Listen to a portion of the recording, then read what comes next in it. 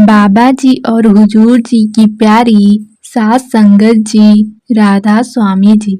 संगत जी, अगला सत्संग कार्यक्रम भारत की पावन भूमि नागपुर महाराष्ट्र में आयोजित किया जा रहा है। यह कार्यक्रम 15 और 16 नवंबर 2025 को होगा और सुबह 9:30 बजे से सत्संग का शुभारंभ किया जाएगा। नागपुर का यह सत्संग न केवल महाराष्ट्र की संगत के लिए बल्कि पूरे भारत और विदेशों से आने वाले प्रेमियों के लिए भी अत्यंत विशेष अवसर रहेगा।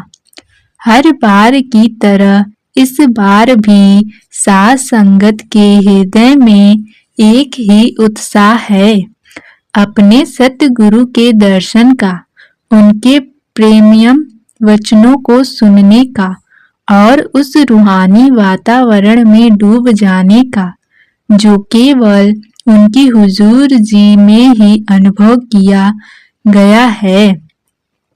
नागपुर में पहले से ही तैयारियां जोरों से है।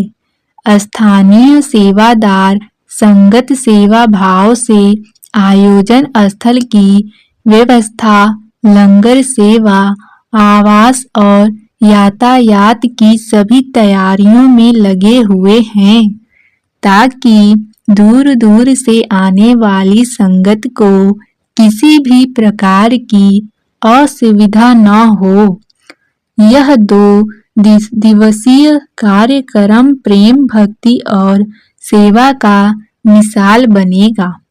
संगत को गुरु के वचनों के माध्यम से जीवन में सच्चाई, नम्रता और सिमरन के महत्व को समझने का अवसर मिलेगा, जैसे हर बार सत्संग में होता है।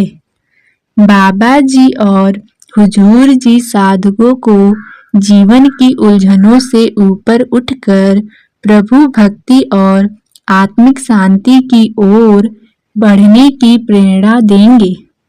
संगत के मनों में पहले से ही गहरी उमंग और श्रद्धा का भाव है। जो संगत नागपुर नहीं पहुंच सकेगी, वे अपने मन को सत्संग का सिमरन करते हुए अपने अपने स्थानों पर ही इस पवित्र अवसर का आनंद उठाएंगी। हर हृदय में यही भाव है, सतगुरु का बुलावा आ गया है। अब बस प्रेम के रंग में डूबकर उनके चरणों में हाजिरी लगानी है। आइए अब सुनते हैं कि सिख धर्म में श्री गुरु ग्रंथ साहिब जी के 3 गुरु पवित्र क्यों मनाए जाते हैं। संगत जी, सिख धर्म में श्री गुरु ग्रंथ साहिब जी का अत्यंत उच्च स्थान है। सिखों के लिए यह केवल एक धार्मिक ग्रंथ नहीं बल्कि जीवंत गुरु का स्वरूप है।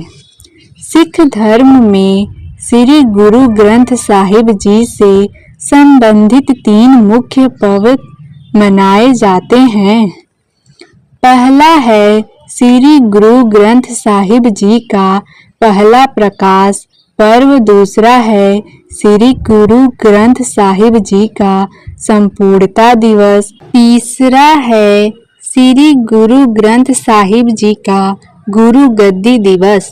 इन तीनों पर्वों का सिख इतिहास में अत्यंत गहरा महत्व है।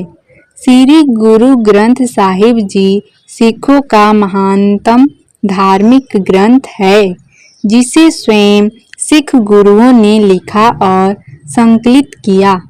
इस ग्रंथ में केवल सिख गुरुओं की वाणी ही नहीं बल्कि अन्य धर्मों के भक्तों की वाणियां भी दर्ज हैं। इसमें संत कबीर दास जी, संत रविदास जी, संत नामदेव जी जैसे भक्तों की अमर वाणी सम्मिलित है।